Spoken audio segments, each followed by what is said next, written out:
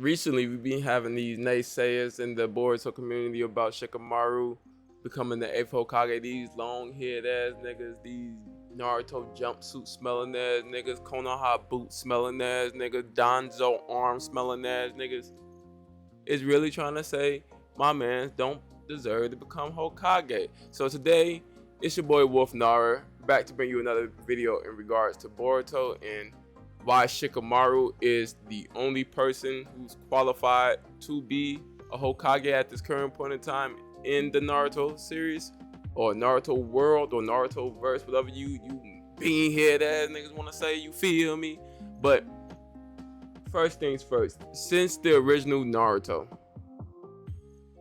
Shikamaru has been described to have Hokage-like qualities, even though he's just super lazy. The way he was able to deduce a ton of different things. That's why when Kakashi during the Leaf Evasion arc told Sakura to wake up some people, she had to wake up Shikamaru. You feel me? Even though Shikamaru already knew the release, he already had the sauce. She still thought she had to give him some salt. Nah, he was taking a nap. You feel me? You know what I'm saying? You don't need no bands when you already got your own, you feel me? So that's one reason why Shikamaru was also needed in that situation. His reasoning behind everything. We see that he's able to take the sacrificial role if necessary when he tries to fight the Sound Ninja. He did miscalculate in that part, however, we see with Tobirama, the second Hokage, when it comes to the mission and leading towards a newer generation, then that is the most typical route, especially when you have the means to subdue the enemy rather than the other people.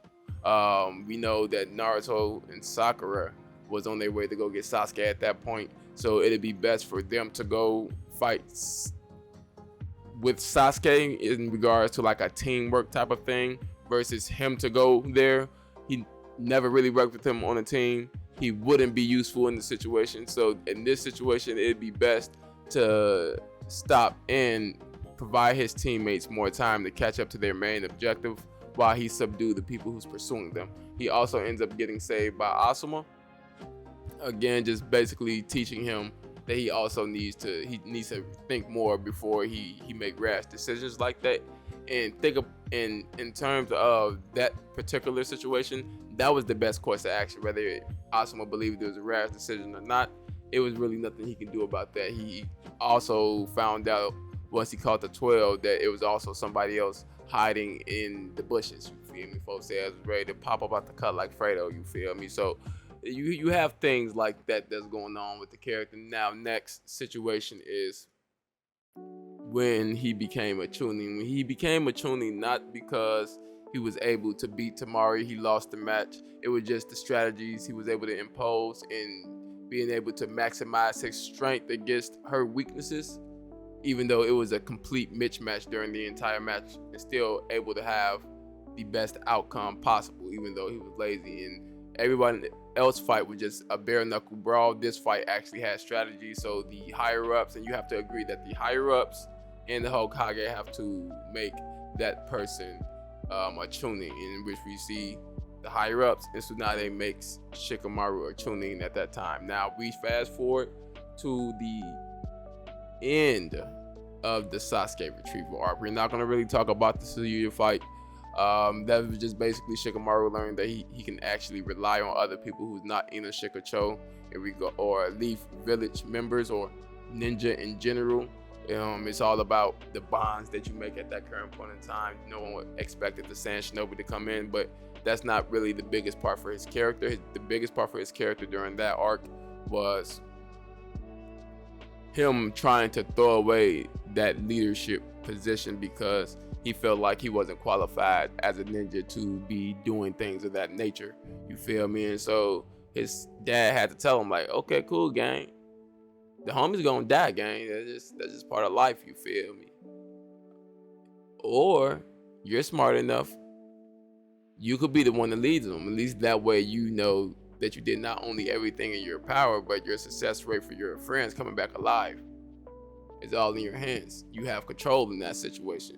So instead of leaving the work to someone else and then complaining about the work being done, you should take the work upon yourself, make sure it's done correctly. And that was just one of those lessons that Shikaku instilled into Shikamaru at a very young age. And you see that he took on a lot more responsibility even as a chunin. No one else in his generation was taking on the responsibility. Oh yeah, we gotta go through this list. The fifth want me to do this. So even as the beginning of Shippuden, this man was low-key being prepped as an advisor. My man out here making, you know what I'm saying, moves as a shinobi and as a politician. But he don't deserve to be Kage. Come on, we gonna keep it pushing. Now in Shippuden, we see that he's able to extend the range of his shadow possession jutsu when we first see him when Naruto tries to fight Sai. And he also works well with Choji as well. Their teamwork is immaculate, unlike Naruto, Sasuke, and Sakura's at that current point in time. In regards to the last time we seen them actually work as a team. So now, in regards to his most relevant scene chronologically, you have the aspect where he fights Hidan and Kakuzu at the same time with Asuma and the guy with the tissue, Mr. Clam Man. You feel me? And Mr. Slob. Okay, I don't know their name, man. And hey man, their ass not dripping. Folks got tissue around his nose, bro. Y'all don't even know if y'all pull out their names in the comments below. I'm gonna learn something new. So hey, learn something new. But in regards to Shikamaru, when he miscalculated the fight against the Akatsuki members, and that ultimately ended up in his sensei getting killed, he has a conversation with Asuma on his deathbed, just basically explaining who the actual kings was, and how he kind of has to work towards that new generation. And it's not really, he thought the Hokage was the king of the village. However, Asuma had to tell him that the Hokage can be replaced. The new generation, those are the people who become Hokage in the future. And so Shikamaru really took that upon himself and also weaved that in with the teachings of his father. So if it's going to be to cultivate the new generation, he'd rather take that responsibility upon himself in regards to doing the paperwork, in regards to providing different experiences for the younger shinobi. Because at this time, like I said, he is a chunin, so he technically can lead missions by himself. We don't never really see it because it's called Naruto, not Shikamaru, but you know what I'm saying, he can lead missions by himself. So that was really one of those situations where Shikamaru, seeing not only how much trust everyone puts in him, but the ramifications of another mission going awry and that someone close to him has died because of his miscalculation, and that really hit him hard. In which his father had to tell him, like, again, people are going to die. You're going to have to be a man about this. You got to do what you got to do. You have to look forward to the future. In which Shikamaru at that time was just so stricken by revenge, in which he started cultivating a plan so that way he can kill Hidan personally. Like that was his whole thing. And so, you know what I'm saying, Shikamaru actually has a road to vengeance arc. People kind of overshadow it because it's a really quick road to vengeance arc, but he had one nonetheless, so he can actually look at the perspective of Sasuke Uchiha, at the perspective of Naruto himself, and weave that in with the experiences that he's encountered. So that way he can think from different perspectives in certain situations, I should say, in which that's another aspect of a Hokage. You have to be able to pull in everybody. Everyone needs to be able to trust you. You need to have the strength requirement to be acknowledged by everyone, and you need to have that leadership role to be able to take the village into a new generation. Because the Lee village, now they will follow their Hokage. They do take pride in following their Hokage. However, they ultimately just want peace. And so if they want peace, you have to be that Hokage who's able to either A, bring them peace, or bring them a new way of life, essentially innovating everything. Kind of like how Naruto had their renaissance with the scientific ninja tool and boruto generation. So now, during when Shikaku died, because we could talk about the Asuma thing, but it's just basically solidifying that his conviction for the new generation outweighs his conviction to the older generation. So he's not going to let his emotion cloud the judgment of him needing to protect those who will come next after them.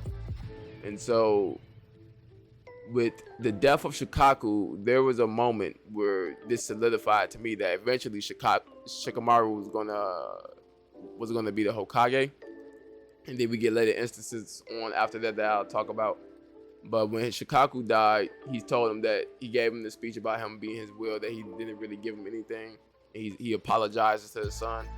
He only spent time with him playing games. He should have been more of a father to him, while Shikamaru looked at it from a different perspective. He looked at it from, I was able to watch your back. I was able to see the man that you are, so that way it shaped the man that I can become. And so you gave me everything. You gave me the aspect of why I should have a mind of my own, the aspect of why he hung out with Naruto initially, when he was saying that basically that everyone doesn't like the guy, but nothing's really necessarily wrong with him. He's actually pretty cool. He just tries too much. You know, so he could be a bit annoying, but he's actually cool. He's a pretty cool guy to be around. And so Shikaku told him, like, don't listen to everybody. Listen to that thought. Be your own person. And so that's one of the things that Shikamaru always did. You always see Naruto and Shikamaru sleep in class, ditching class together, things of that nature. But when Shikaku died, after giving him that message, after apologizing, it was the moment where Shikamaru was actually about to break down, but then he had to understand that this is war. This is not a time to be worried about my personal feelings. We have the overall objective that we need to complete, which is another thing that is another quality that is necessary for becoming the Hokage, because you have to look at every aspect of certain things, you feel me, before you're able to come to the best solution. And that's one of the problems with Hiruzen as the Hokage, and he taught the Uchihas and versus the Leaf Village, where he knew about the coup d'etat damn near from the jump. However, he just chose not to acknowledge or put a stop to it because of what's going on with the Anbu situation as well. So resulting in Itachi killing the Uchiha with Obito due to vengeance. So it's a lot of things that goes on in Naruto without the proper thought or being able to think from other people's perspective. And so that's one of the things that Shikamaru typically learns throughout the story, putting himself in other people's shoes. So now we get to the end of Naruto. Shikamaru was going to die because of the chakra being sucked up by the tree, in which Naruto saved him. He had the promise to himself to become the advisor to Naruto. And so we typically see with Naruto that their advisors typically come Hokage. We see that with the Tsuchikage, Onoki's daughter, well, granddaughter. We see that with Chojuro, Mei's advisor. We see that with Daiuri, the Raikage A's advisor. We see that, well, Gaara is still here. And Gaara smoked his dad, so. Hey man, I'm Kazekage at 13, king. I'm flexing on y'all. But anyway, that's besides the fact. So with the advisor situation, we see that he becomes the advisor to Kakashi. And he didn't become the advisor for Kakashi because he was the best fit for the role, even though he was the best fit for the role. He became an advisor to Kakashi because he wanted to make the transition for Naruto to become Hokage a lot smoother, rather than him just becoming Hokage and having a rougher transition. If he's more familiar with the job, he's more familiar with the politics between not only the land of fire, but the rival land, the daimyos as well. Because at the end of the day, the Leaf Village, the Stone Village, the Mist Village, the Earth Village, the Lightning Village, they're all just the military of the nation of fire, and the president is the daimyo. And so he needs to be familiar with the relationship between the villages and the daimyos. He needs to be familiar with the personality of the daimyos. So he took the advisor role with Kakashi.